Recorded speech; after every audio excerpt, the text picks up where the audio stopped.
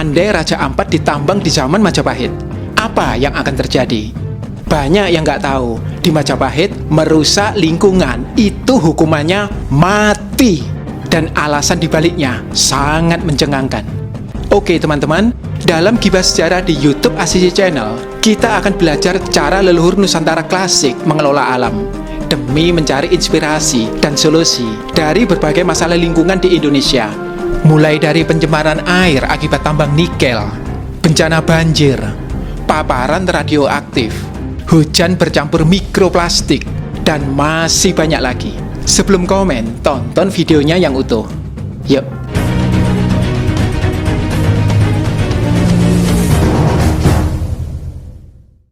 Buku terbaru ACC Channel, Rahasia Nusantara, sudah terbit ya. Ini reportase sejarah dan catatan perjalanan saya ke belasan Candi Medang. Bisa dibeli di mana? Cek komen atau bio. Yang sudah punya, saya tunggu reviewnya. Dan mari kita lanjut. Mas Asisi, ngomong-ngomong nih soal Raja Ampat. Waduh, Ngikutin nggak? Waduh, itu rame di berita itu. Dan apa ya? Kita kan pernah ke sana juga ya. Kita pernah ke sana juga. Apalagi kampung halamanku kan di Sorong ya. Banget kalau mau ke Raja Ampat. Kan cuma nyebrang sebentar kan itu. Memang harus lewat Sorong untuk ke Raja Ampat. Nah, ini parah banget sih sebenarnya. Wow. Kenapa? Karena diketahui ya, belakangan sebenarnya kan Greenpeace yang menemukan ya bahwa terjadi aktivitas pertambangan di Raja Ampat, di pulau-pulaunya. Yang mana sebenarnya kalau dibilang ilegal, sebenarnya enggak juga, ini legal. Oh. Tapi memang yang menjadi masalah tuh gini Mas Asisi, sebenarnya ada undang-undang terkait lingkungan hidup yang mengatur bahwa daerah pesisir atau pulau-pulau kecil itu off limits untuk penambangan mineral. Jadi penambangan nikel di pulau-pulau di Raja Ampat ini sebenarnya melanggar undang-undang. Oh. Tapi legal. Wow. Jadi gimana tuh? Bisa itu ya. Melanggar undang-undang tapi legal. Wow. Ini yang sekarang tuh membuat kita tuh ternyuh gitu sebenarnya melihat situasi kayak gitu. Apalagi Raja Ampat tuh kan ini ya surga, katanya surga terakhir di bumi gitu di Indonesia. Gitu. Memang indah sih alamnya. Dan aku jadi penasaran kalau misalnya hal ini terjadi di Majapahit ya, di Jawa kuno, apa yang akan terjadi? Kalau kita lihat ya peristiwa-peristiwa yang tindakan manusia yang berkaitan dengan perusakan lingkungan itu memang nggak cuma di Raja Ampat ini aja, kan banyak sekali ya penambangan pasir di gunung dan lain-lain gitu kan. Tetapi ini kok mengemuka gitu kan, ya ada kaitannya dengan ya mungkin ada unsur politisnya gitu loh. Tetapi kalau kita konversi ke Majapahit, kira-kira apa yang terjadi? Kalau di Majapahit, pengerusak alam ini tergantung tingkat kerusakannya. Itu nanti mempengaruhi hukumannya seperti apa gitu ya. Misalkan kalau diambil dari salah satu pasal di Kutara Manawa gitu kan, dikatakan bahwa kalau seseorang menebang pohon, itu bunyi pasalnya nih, kemudian tidak sengaja, lalai kan berarti tidak sengaja menimpa hewan atau manusia, gitu kan. Nah, tinggal dilihat aja. Kalau misalkan hewannya mati atau peralatannya rusak, ya harus diganti. Sesimpel itu, harus diganti. Nggak dihukum mati ya ini? Nggak dihukum mati. Majapahit kan ini, hobinya tuh menghukum mati. Negara tanpa penjara. Tapi gini, kalau misalkan kena hewan atau kena peralatan dari penduduk sekitar ya diganti rugi. Ganti rugi hukumnya aja. Ada hukuman ganti rugi, ada hukuman denda, kena dua-duanya. Kalau misalkan kena manusia dan manusia itu terluka gitu ya harus diobatkan. Gitu, ya harus diobatkan gitu. Tapi kalau kemudian menimbulkan korban jiwa, ya itu harus ada ganti rugi. Cuman ganti rugi ini masih dalam istilah-istilah Sangsekerta atau istilah Jawa kuno yang kita sekarang nggak memiliki padanannya apa gitu ya. Tapi kayaknya ini berat sekali. Kalau dilihat dari naga-naganya bahwa orang bisa menyangkal, orang menolak dan seterusnya, ada ancamannya juga kalau menolak. Berarti ini berat juga itu. Nilainya itu berat, besar gitu loh. Nah, kalau misalkan orang itu diselesaikan yang tadi aku sebut tadi, diselesaikan secara kekeluargaan. Kekeluargaannya seperti itu dan dipayungi hukum, boleh kekeluargaan, wong sudah sama-sama, maksudnya pihak korban juga ya nggak tahu ya kamu memang nggak sengaja misalkan gitu, sama-sama tahu. Tapi kalau ini diselesaikan di hukum, tingkat hukum pengadilan misalkan, nah ini lebih berat nih. Kalau di tingkat pengadilan dan kemudian terbukti bahwa kelalaiannya itu menyebabkan orang tersebut meninggal atau korban jiwa, maka dia bisa dituntut senilai dengan harga nyawa dari orang itu. Dah gimana nyawa dalam dihargai? arti hukumannya pasti mati. Dan hukuman mati ini disamakan dengan apa? Disamakan dengan pembunuhan yang disengaja. Oh. Dan pembunuhan yang disengaja itu kalau kita konversi ke zaman sekarang itu pembunuhan tingkat 1. Kalau dalam hukum Amerika ya, kalau di sini juga ada hukuman langsung. Artinya apa? Orang membunuh dengan kesengajaan. Itu kalau di undang-undang Indonesia sekarang bahkan ada hukuman pidana mati atau penjara seumur hidup dan lain-lain gitu. Ada kan dalam hukum pidana kita sekarang. Tetapi kalau kita kembali ke zaman Majapahit, hukuman tingkat 1 atau hukuman yang disengaja itu hukumannya cuma 1, yaitu mati. Berarti kalau kita melihat dalam kasus perusakan alam sekarang, misalkan ini ada perusahaan atau pertambangan atau apapun lah ya, melakukan eksplorasi alam dan menyebabkan misalkan banjir atau menyebabkan bencana alam yang menyebabkan desa-desa sekitar itu terkena bencana dan menimbulkan korban jiwa. Itu malah penanggung jawab perusahaan itu hukumannya mati dalam standar Majapahit. Kalau kemudian orang-orang di situ nggak sampai mati, tetapi ada kerugian materi harus diganti. Diganti semua. Dan kalau misalkan orang itu mengalami penyakit, misalkan ini penambangan nikel kemudian menimbulkan istilahnya terkontaminasi merkuri pada orang-orang di sekitarnya, maka harus disembuhkan sampai sembuh. Sampai benar-benar kembali. Sampai benar-benar kembali seperti awal. Kalau kemudian orang ini meninggal dan diindikasi menurut medis meninggalnya itu ternyata akibat terpapar merkuri atau terpapar zat kimia lain akibat dari penambangan itu, maka kembali lagi ke yang pasal tadi itu, hukumannya mati dengan pasal pembunuhan yang disengaja. Ini standar Majapahit. Kalau diterapkan di zaman sekarang tuh pasti nggak ada yang berani. Nggak akan ada yang berani itu menambang pasir di gunung, menyebabkan banjir, menyebabkan tanah longsor. Lihat aja desa yang terdampak. Ada korban jiwa nggak? Kalau sampai ada korban jiwa dihitung aja. Nilai dari berapa orang itu? Misalkan ada 3 atau 2 orang meninggal, ya dihitung aja 2 nyawa harus dibayar. Kalau dengan nyawa juga. Kalau korban jiwa berarti kalau yang tadi Mas Asisi sempat bilang cara kekeluargaan, itu kalau non korban jiwa ya? Non korban jiwa dan korban jiwa juga. Oh bisa ya? Bisa. Kalau korban jiwa asal nggak lewat pengadilan ya. Jadi Majapahit itu ada 2 jalur nih. Kalau lewat, tapi itu pun juga ditulis di pasal itu gitu loh. Jadi itu kita sebenarnya sekarang menempuh jalur kekeluargaan itu jangan-jangan warisan dari zaman Majapahit.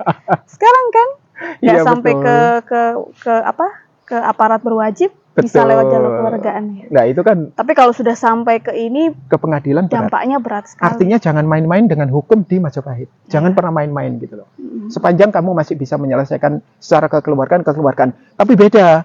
Kalau di Indonesia, misalkan perdata gitu, misalkan kan ada pameo tuh, kehilangan 1 sapi, kamu ngurus di jalur perdata bisa-bisa kehilangan 2 sapi, gitu kan ya. Nah, jadi orang di Indonesia itu, yang saya tahu ya, sepanjang saya tahu, menghindari jalur hukum itu, yang dihindari bukan hukuman beratnya, tetapi yang dihindari adalah ribetnya, kemudian kalau nggak pinter malah dimakan sendiri oleh hukum, itu yang dihindari, makanya pakai jalur kekeluargaan. Beda dengan Majapahit, menghindari jalur hukum itu karena memang konsekuensinya berat sekali. Iya, memang sih penegakan hukum tuh penting ya. Kalau yang terjadi di Raja Ampat kan memang ada undang-undangnya, tapi tidak ditegakkan. Makanya hal itu tuh bisa terjadi. Tapi kenapa ya Mas Asisi, kan jadi pertanyaan juga ya, hukum di Majapahit itu pun lumayan tegas ya, menyangkut lingkungan. Itu kok bisa ya? Berat sekali ya, sampai seperti begitu. Nah, itu tentu didasari pada filosofi yang mereka percayai. Gitu kan. Nah, ini kita tahu dari mana dan apa filosofinya, kita cari di lontar-lontar, di naskah-naskah kuno. Misalkan di dalam kitab Nirata Prakerta yang pernah kami bahas ya, Sobat Asisi, di Nirata Prakerta, cara orang Majapahit mencari Tuhan. Nah, bisa dicek nanti. Nah, di kitab itu yang ditulis pada masa Majapahit, itu dijelaskan tentang adanya Panca Mahabhuta. Panca Mahabhuta itu 5 unsur alam yang membentuk alam semesta ini, termasuk yang membentuk diri kita. Yaitu apa? Yaitu ada apa, ada teja, ada akasya, ada macam-macam lah ya. Tapi apa kalau di Indonesia kan itu ada tanah, ada air, ada api, ada udara, dan ada akasya atau ether. Yaitu 5 unsur ini yang kemudian membentuk seluruh alam semesta.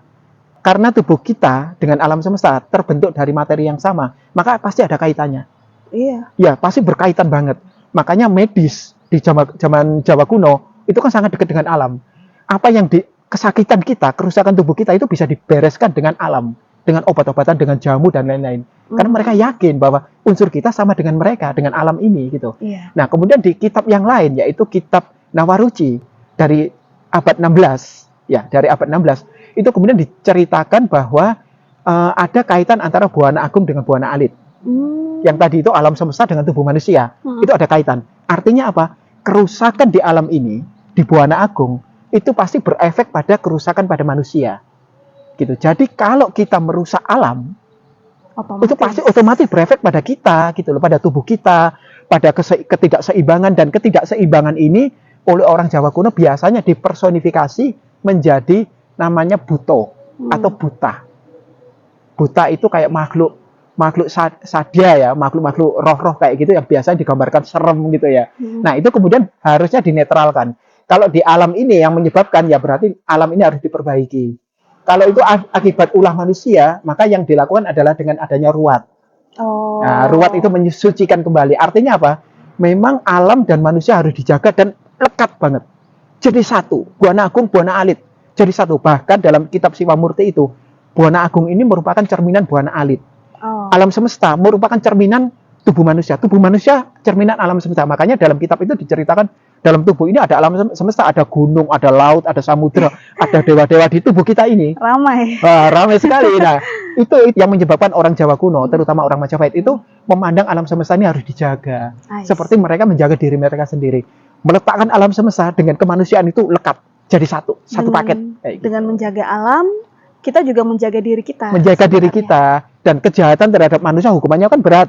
Bahkan sampai hukuman mati. Maka kejahatan terhadap alam juga sama beratnya dengan kejahatan terhadap manusia. Kayak gitu. Kalau sepenting itu ya, pasti ada banyak cara yang dilakukan oleh kerajaan leluhur kita lah, oleh leluhur kita di zaman Jawa kuno atau Nusantara kuno untuk melestarikan alam ya, pastinya ya. Mungkin Mas Sisi bisa share gitu loh beberapa. Ya, jadi menarik juga ya kalau kita lihat bahwa orang Jawa kuno itu juga sudah menyadari adanya bencana. Bencana itu mereka selalu anggap bagian dari kehidupan mereka dan mereka anggap juga akibat dari perbuatan mereka kayak gitu kan. Makanya ada perbaikan-perbaikan, ada usaha-usaha untuk menjaga alam. Yang paling jauh nih, misalkan masalah sungai. Wah, sungai itu kan mereka penting sekali. Jadi sungai itu urat nadi dari peradaban masa klasik. Iya. Ya kan? Nah, sungai itu mereka jaga. Salah satunya dengan revitalisasi. Misalkan dalam Prasasti Tugu di Tarumanagara. Di zaman Raja Purnawarman. Ya, itu kan ada raja itu dalam prasasti itu diceritakan raja melakukan istilahnya kalau kita menyebut sekarang itu mega proyek gitu ya, mega proyek pengerukan sungai. Coba bayangkan, pengerukan sungai. Jadi jadi di dalam prasasti diceritakan terjadi banjir yang kemudian sampai menyentuh istana. Gitu. Nah, kalau dalam analisa saya, mungkin Raja Purnawarman berpikir istana saja terdampak, bagaimana dengan rakyat? Kan biasanya istana itu ada di tempat yang lebih tinggi dari rakyat kan? Itu terdampak kan? Akhirnya diputuskan untuk mengadakan pengerukan sungai. Coba bayangkan, itu zaman ketika belum mengenal bulldozer, belum mengenal yang namanya peralatan-peralatan berat. Mereka sudah melakukan pengerukan sungai dan sukses. Sungai Candrabaga itu kemudian sukses dikeruk dan dialirkan ke laut. Jadi bukan mengalir ke kota, tetapi kemudian dibikin kerukan gitu, membuat sungai sudetan, sungai buatan gitu, mengalir ke laut dan sukses. Makanya prasasti itu dibuat untuk memperingati kesuksesan itu. Itu bagian dari ini ya. Bagaimana kita menyelamatkan istilahnya lingkungan juga otomatis akhirnya menyelamatkan rakyat. Betul. Dan ingat, tahu nggak, Tarumanagara ini kan di sekitaran Jakarta itu. Identik dengan sejarah Jakarta kan? Kerajaan Tarumanagara ini. Dan pada zaman Raja Taruma sudah beres tuh. Bisa dialirkan. Cuman simpel, revitalisasi sungai. Nah, kalau sekarang Jakarta mengalami banjir terus, ya jangan salahkan alam ya, salahkan ulah manusia kayak gitu. Mungkin dari segi alam ada modal tuh untuk banjir kan, berarti kan dari masa klasik sudah terjadi banjir. Tapi mungkin di masa sekarang karena masalah tata kota, masalah apa, akhirnya semakin parah. Itu yang perlu di ini sih. Nah, yang jelas sejak zaman Purnawarman nggak terjadi lagi karena ada prasasti itu. Terus kemudian kita meluncur sampai ke nyaris ke ujung masa klasik, belum sampai ke ujung sih, zaman Airlangga di abad 9 sampai 10. Nah, ini menarik nih, pernah terjadi banjir besar juga. Jadi dari Sungai Berantas itu menggenang dan penggenangannya itu banyak sekali tempat-tempat suci tergenang, tempat tempat-tempat lahan-lahan penduduk tergenang gitu. Akhirnya penduduk kemudian mengadu pada raja. Kemudian Raja Airlangga memutuskan, ya kita bikin proyek yang gede juga, melakukan sudetan, revitalisasi sungai dan membuat sudetan. Kemudian membuat bendungan, gitu kan, membangun bendungan yang terkenal dengan nama Paningin Sapta. Nah, dari cerita prasasti itu kita tahu bahwa pemerintah pada masa itu sangat memperhatikan sungai. Dan itu kemudian diperkuat lagi pada zaman Majapahit kan. Ada penjagaan sungai gitu kan. Di dalam prasasti Canggu misalkan diangkatlah yang namanya pradesa-pradesa untuk menjaga sungai ini. Dan dalam masa Airlangga juga sama juga dibangun sebuah bendungan, kemudian masyarakat dilibatkan untuk menjaga.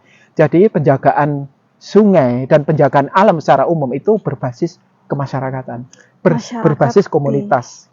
Jadi bukan ya. Betul. Jadi masyarakat sekitar yang dilibatkan. Jadi sebenarnya yang terjadi di masa Airlangga berbasis kemasyarakatan. Itu tuh mirip dengan ini nggak sih, masyarakat hutan adat saat ini? Oh iya? Iya. Jadi masyarakat hutan adat itu kan, ya ada lah ya di daerah-daerah hutan yang dikonservasi dengan diubah menjadi hutan adat. Ya masyarakat itu menjaga. Tapi mereka juga diizinkan untuk memanfaatkan hutan itu secara seperlunya, sesuai dengan keperluan mereka. Itu rata-rata terjaga. Nah, cuma kan ya kita ada banyak cerita lah dari berbagai daerah di Indonesia bahwa ya masyarakat ini justru ada yang mau digusur karena masalah pembangunan atau kalau masalah deforestasi gitu. Jadi memang kalau masalah lingkungan di Indonesia tuh sekarang tuh penuh carut marut. Betul. Penuh carut marut. Undang-undangnya ada, tapi penegakannya enggak. Nah, kembali lagi ke zaman Nusantara kuno nih, Mas Asisi. Ini kan tadi Mas Asisi bicara di Jawa nih. Kalau di luar Jawa ada nggak? Jadi persoalan di luar Jawa itu adalah pada masa klasiknya mereka sedikit sekali catatannya. Sangat sedikit ya dibanding di Jawa gitu ya. Tetapi dari yang sedikit itu kita bisa menelusur misalkan ke masa Sriwijaya. Itu Raja Srijayanasa, ya raja pertama Sriwijaya menurut dugaan ya, raja pertama Sriwijaya. Itu kemudian membangun sebuah taman namanya Sri Kesetra. Taman ini berisi buah-buahan, berisi tanam-tanaman yang penting bagi masyarakat, juga dibangun untuk tempat berteduh bagi pengelana, gitu. Tujuannya memang untuk masyarakat dan diikuti dengan doa-doa untuk masyarakat. Tetapi coba bayangkan, raja ini tidak berorientasi atau apa sih istilahnya, ingin sekali membangun sebuah candi yang besar yang untuk pemujaan, enggak. Yang dibangun itu malah sebuah taman. Kebun raya ya? Kebun raya, kalau zaman sekarang ini kebun raya yang terbuka untuk umum. Dan bahkan beberapa itu nggak sekedar pohon biasa, tapi pohon yang menghasilkan buah. Iya. Buah-buahnya disebut. Bisa dimakan. Bisa dimakan oleh siapapun, diambil oleh siapapun. Nah ini kan berarti berbasis pada alam. Nah ini kan berarti bahwa pada masa Sriwijaya pun raja-rajanya juga berbasis pada alam. Gitu. Alam lebih dibutuhkan oleh masyarakat. Kita balik ke Jawa lagi, Mas Asisi. Jawa kuno gimana? Nah, jadi kemudian tindakan Raja Airlangga dalam membereskan bencana alam di Sungai Berantas ini kemudian diabadikan dalam prasasti Kamalagian. Nah, sebenarnya kalau kita kembali lagi ke masa klasik ya, ke Jawa kuno, itu sebenarnya bukan berarti tidak ada bencana. Terekam beberapa bencana. Misalkan prasasti Rukam itu merekam adanya bencana gunung. Tetapi memang orang Jawa kuno melihat banyak sekali letusan gunung. Tetapi yang terekam sampai menimbulkan bencana, ya di prasasti Rukam itu. Yaitu apa? Adanya sebuah desa yang dikatakan sampai lenyap, gitu kan. Di dalam prasasti Rukam itu. Kemudian di prasasti Kamalagian tadi itu kan, bencana banjir. Kemudian bencana kelaparan di Serat Pararaton. Tetapi kalau untuk ukuran rentang waktu hampir 1 milenium nih, abad 5 sampai 15, itu terlalu sedikit kalau cuma 3 spot aja. Coba bayangkan. Ya mungkin yang lain belum ditemukan. Kalau aku pikir sih yang menimbulkan dampak itu yang tercatat kebetulan kan. Karena orang-orang Jawa kuno kan selalu kalau sudah sangat berdampak sekali dalam kehidupan mereka itu mereka abadikan. Biasanya gitu kan ya. Nah, akibat dari orang Jawa kuno itu mengenal filosofi Buana Agung, Buana Alit, akhirnya mereka altruis dengan alam kan. Sangat dekat dengan alam. Makanya beberapa tindakan untuk membereskan alam itu sangat dijaga dan banyak sekali melibatkan raja. Memang harus raja yang bertindak. Kayak Airlangga itu sampai dia sendiri yang turun tangan gitu kan. Mengajak semua masyarakat untuk gotong royong di dalam prasasti Kamalagian itu. Nah, yang menarik lagi itu ada di dalam prasasti Ayam Teas dan beberapa prasasti. Jadi di dalam prasasti Ayam Teas itu yang unik di beberapa wilayah Sima di wilayah Sima itu istilahnya beberapa komoditas itu dibatasi. Dibatasi artinya tidak melebihi dari itu. Nah, pembatasan ini diduga kaitannya dengan pembatasan komoditas untuk apa? Menjaga keseimbangan alam. Jadi ada hewan-hewan atau komoditas tertentu yang memang tidak boleh melebihi ambang batas. Kalau melebihi? Kalau melebihi dari ambang batas itu bisa kena pajak. Ada pajaknya sendiri. Jadi pembatasan itu dibarengi juga dengan istilahnya ini ya, sanksi ekonomi. Sanksi ekonomi gitu. Kayak gitu. Nah, sanksi terus, tanda kutip tapi ya. Betul. Terus kemudian ada juga pembatasan perburuan. Nah, pembatasan perburuan ini diceritakan dalam Prasasti Tihang. Ada larangan memang. Jadi ada hewan-hewan tertentu yang memang nggak boleh diburu. Gitu kan. Jadi negara ternyata hadir untuk menjaga komoditas hutan juga kayak gitu kan. Nah, kemudian di dalam menjaga hutan dan lain-lain. Nah, memang ada petugas-petugas dalam prasasti itu yang ditugaskan, diduga ya, untuk berkaitan dengan hutan. Misalkan Tuhan alas, juru alas, kayak gitu-gitu. Itu berarti kan dia kemungkinan penjaga hutan. Ada polisi hutan lah. Tetapi untuk penjagaan beberapa wilayah melibatkan masyarakat, melibatkan komunitas. Misalkan di dalam Prasasti Katiden. Dalam Prasasti Katiden yang keluar pada masa Kerajaan Majapahit, itu kan ada satu masyarakat yang diberi wilayah Sima karena mereka diberi tugas untuk mengawasi satu wilayah kayak sabana gitu loh. Ya, itu pengawasan di sabana itu dilakukan oleh masyarakat sekitar. Nah, kemungkinan ini masih diduga ya, nggak tahu pengawasan itu karena ada bahaya atau apa. Tapi banyak peneliti menduga itu kemungkinan kebakaran, mengawasi bahaya kebakaran. Nah, ini melibatkan masyarakat sekitar, gitu loh. Nah, dalam prasasti ini, jadi artinya bahwa ada petugas-petugas yang ditunjuk oleh negara untuk mengawasi alam, hutan dan lain-lain gitu ya. Tetapi juga beberapa masyarakat dilibatkan juga. Untuk mengawasi itu. Dengan apa? Dengan imbalan wilayah Sima untuk wilayah mereka. Bebas pajak. Bebas pajak, kemudian mereka diizinkan berburu. Kalau bukan penduduk wilayah itu, dalam Prasasti Katiden ya, bukan penduduk wilayah itu nggak boleh berburu penyu. Tapi penduduk Katiden boleh.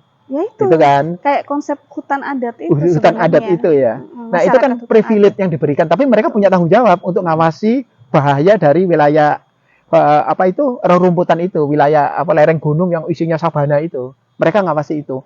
Kalau aku lihat berarti memang Majapahit dan Jawa kuno ini kan terjadinya ratusan tahun lalu. Betul. Tapi mereka sudah sebenarnya punya sistem yang mirip dengan kita yang sekarang hidup di abad ke-21. Betul. Hebat ya? Betul. Pemikirannya sudah maju. Sangat maju. Dengan hukuman yang lebih berat. Jadi ini menarik sekali kalau aku baca dari artikel yang ditulis oleh Pak Julianto Susianto, seorang arkeolog mandiri gitu ya. Beliau menulis tentang prasasti Telang, kemudian prasasti Kancana dan prasasti Sangsang. Di mana prasasti ini memberi pajak lebih bagi para pandai besi atau pandai logam. Para pandai logam ini kan memiliki ububan tuh. Ububan itu satu alat untuk melebur logam gitu kan ya. Nah, di samping mereka mendapat pajak berupa misra ya, pajak yang kaitannya dengan pengrajin. Tetapi tiap ububannya ini itu juga kena pajak juga. Wow. Sementara pengrajin lain ya yang bukan pengrajin logam tentu hanya kena misranya aja kan. Tapi ini enggak, ububannya juga kena. Nah, ini diduga kaitannya untuk apa? Menjaga dari limbah logam. Karena ububan ini kan berarti ada pengolahan logam di dalamnya. Nah, berarti harus ada pajaknya.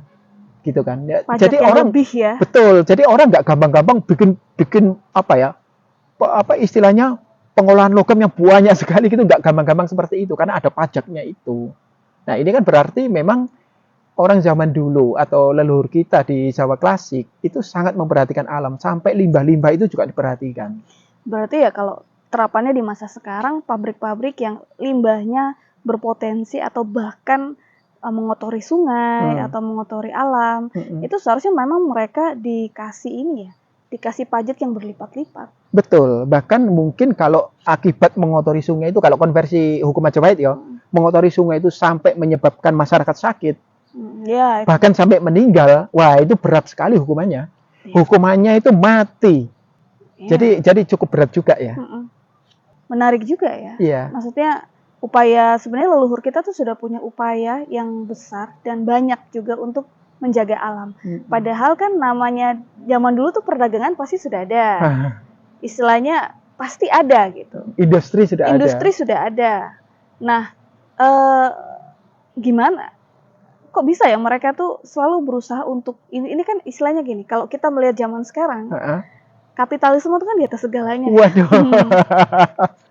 Tapi orang Jawa kuno kok bisa ya tidak terjebak dalam kapitalisme yang seperti yang kita alami sekarang? Betul. Ya, kapitalisme pasti adalah di zaman dulu, tapi Ada. mereka masih ada usaha-usaha yang nyata untuk mengkonservasi lingkungan. Kenapa kita sekarang nggak bisa kayak gitu? Persoalannya lagi-lagi filosofi lagi. Kita masuk ke ranah filosofi lagi ya. Jadi ada yang namanya aksis mundi. Ini saya diskusi dengan Mas Jajang. Ya, Mas Jajang Sona ya. Mas Jajang Sona, arkeolog dari UGM ya. Pernah ketemu kita di Jogja. Menarik sekali kalau bicara dengan Mas Jajang. Jadi dalam pandangan beliau, sebenarnya ada namanya aksis mundi. Aksis mundi itu pusat dari semua kegiatan alam semesta dan manusia. Makanya disebut aksis mundi ya. Tempat seluruh peradaban bertumpu gitu.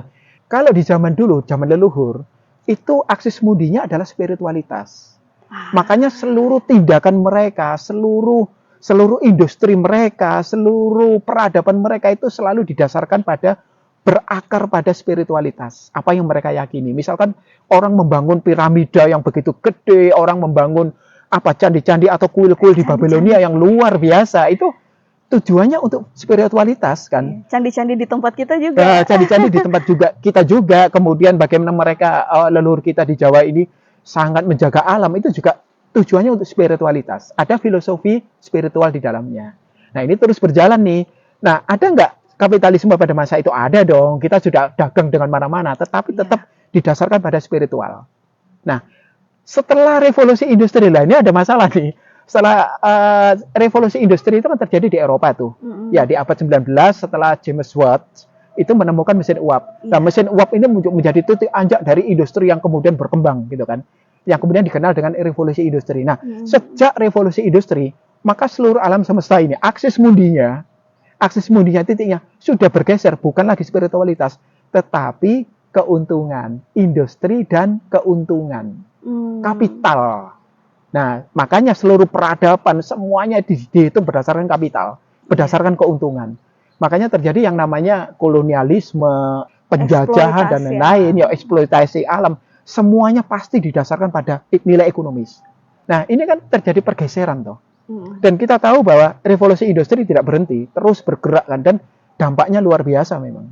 Dan kita sudah pernah, kalau teman-teman menggali sendiri, terlihat sekali bahwa revolusi industri itu memiliki dampak. Nggak cuma di abad 19 kan terus berkembang, adanya mesin, adanya perang, kemudian ditemukannya industri mesio, kemudian meningkatkan perang, ditemukannya macam-macam lah ya. Walaupun ada dampak AI, walaupun ada dampak positifnya, yaitu apa? Misalkan medis berkembang dengan baik, itu lebih baik dari zaman dulu. Tetapi persoalannya orang zaman dulu medisnya juga sudah oke, hanya saja kita lupakan gitu aja kan. Tetapi dampak-dampak negatif ini kan makin gede nih, pemanasan global, kekeringan, bencana alam, semuanya sifatnya global sekarang. Dan bagaimana sekarang alam semakin rusak. Bahkan ya, katakanlah tadi kan Mas Asisi bilang tentang Buana Agung, Buana Ali. Itu kan konsep yang memang sangat kental dalam Hinduisme. Betul. Dan masih sebenarnya sangat familiar buat teman saudara-saudara kita di Bali. Betul. Nah, tapi menariknya di Bali terjadi kelangkaan air. Waduh. Cadangan airnya makin tipis. Jadi kalau kita lihat beberapa aktivis atau beberapa teman kita di Bali ya seringlah bengok-bengok soal lingkungan di sana. Karena apa? Karena lagi-lagi kapitalisme itu, turisme. Kalau di Bali karena turis ya, karena pariwisata, akhirnya ada aturan-aturan adat tentang lingkungan yang kemudian dilanggar. Betul. Wah, saya ngobrol dengan Mas Jajang itu menarik karena beliau kan sekarang mendalami bambu. Nah, bambu kaitannya kan tanaman yang menyerap air, toh. Jadi dia sangat concern sekali dengan kesediaan air. Jadi kata Mas Jajang itu menarik. Jadi dia bilang kalau di Bali menurut hukum adatnya pembagian air subak itu cukup ditulis di lontar, dimantrai, ditaati semua orang, selesai masalah, gitu kan. Tetapi ketika industri pariwisata masuk, orang ngebor lebih dalam dari sumur penduduk, orang membangun lebih tinggi daripada rumah penduduk, yang terjadi apa? Kelangkaan air akhirnya. Bahkan dalam beberapa mitos ya, mitos kalau kita belajar tentang mitos itu kan ada istilahnya kecerdasan lingkungan yang disisipkan di dalam mitos itu. kita pernah membahas tentang mitos naga. Nanti teman-teman cek ya tentang naga di ACC Channel. Di beberapa mitos-mitos naga itu ada danau yang dimitoskan ada naganya. Tujuannya apa? Supaya orang nggak ngambil lebih banyak di situ. Benar. Apa mencari ikan dibatasin. Jangan melebihi ini. Kalau melebihi ini kamu ditelan oleh naga. Ada kayak itu. Tetapi kan ada kebijakan leluhur di dalamnya. Iya. Untuk menjaga alam. Nah ini menarik. Kita pernah datang ke Jambi. Di dalam suku anak dalam ini saya sedang memakai gelang yang namanya gelang Sibalik Sumpah. Sibelik Sumpah. Sumpah. Nah, Sibalik Sumpah ya. Itu pembalik sumpah lah istilahnya kayak gitu. Ini oleh suku anak dalam ini kan diambil dari pohon Sibalik Sumpah juga. Nah, untuk mengambil biji-bijinya itu suku anak dalam itu harus menyanyikan rayuan kepada pohon itu. Ya kan dirayu supaya mau diambil biji-bijinya. Yeah. Setelah itu kalau sudah diambil kan bisa jadi industri gelang, souvenir, bahkan mereka menggunakannya sendiri karena sifatnya tuahnya itu untuk membalikkan sumpah itu kan. Makanya ACC memakai ini karena banyak yang komentar negatif dia biar berbalik dia. Nggak, itu bercanda aja sih. Yang jelek-jelek nanti balik. Makanya kalau komen di ACC yang bagus-bagus saja supaya apa yang bagus-bagus berbalik ke komentator itu. Tapi kembali ke sini. Lihat bagaimana suku anak dalam sangat menghargai alam. Betul. Suku anak dalam Jambi ya, sangat menghargai alam sampai untuk mengambil bijinya, biji sebuah pohon Sibalik Sumpah, mereka harus merayu. Nah sekarang orang ngambil batu, mengeruk pasir di gunung, ambil aja. Jadi ingat yang di Gunung Merapi itu kita lihat ya. Betul, yang diprotes oleh Mbah Marijan almarhum ya. Kita pernah datang ke petilasannya dan cukup sedih juga kalau melihat itu. Nah, artinya apa sih?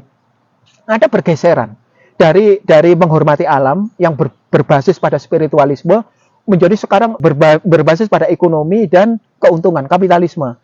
Nah, kalau melihat kayak gini ya, sebaiknya apa yang harus kita lakukan ini? Nah, menarik ini. Bagaimanapun dunia memang bergerak dengan sistem seperti ini gitu. Nah, bagaimana kita menerapkan prinsip-prinsip masa lalu ini, kebijaksanaan leluhur ini ke dalam kondisi kita saat ini? Nah, menarik nih ketika saya diskusi dengan Mas Jajang, maka kemudian muncul gambaran yang bagus itu apa? Ya diambil tengah-tengah. Artinya dua aksis mundi ini, aksis mundi spiritual dari leluhur dan aksis mundi ekonomi dari masa modern digabungin. Artinya apa? Harusnya aksis mundi di masa depan itu yaitu apa?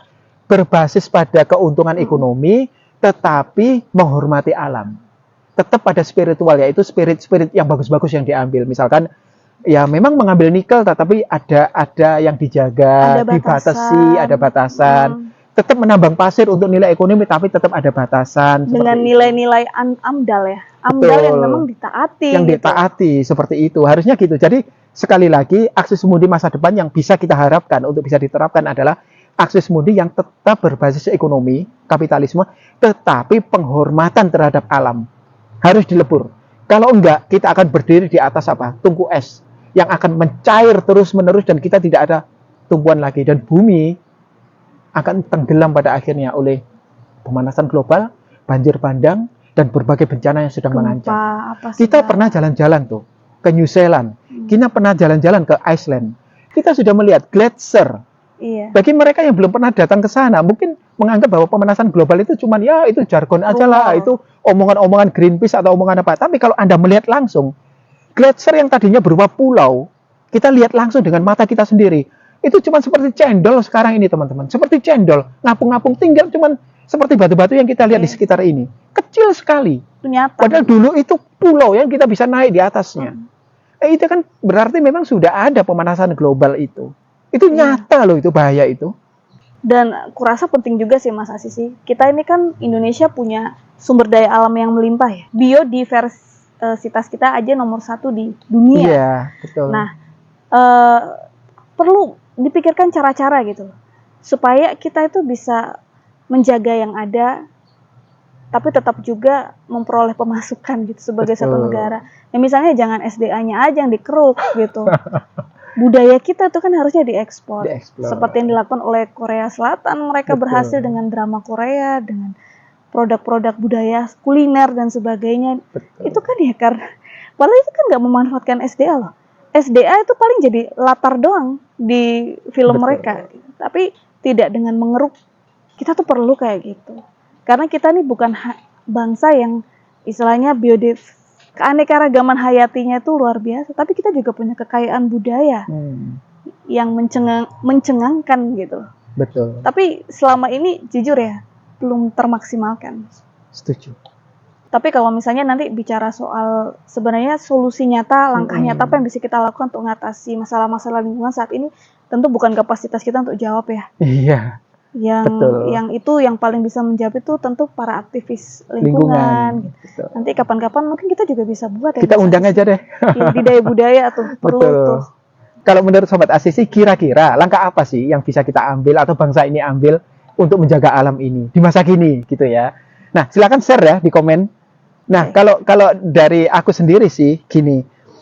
Kita semuanya suka dengan masa klasik. Kita bangga dengan masa klasik. Kita senang dengan itu ya. Asisi sendiri juga membahas candi-candi dan banyak yang suka. Tetapi kita lupa tentang spirit dari masa klasik itu sendiri, yaitu apa?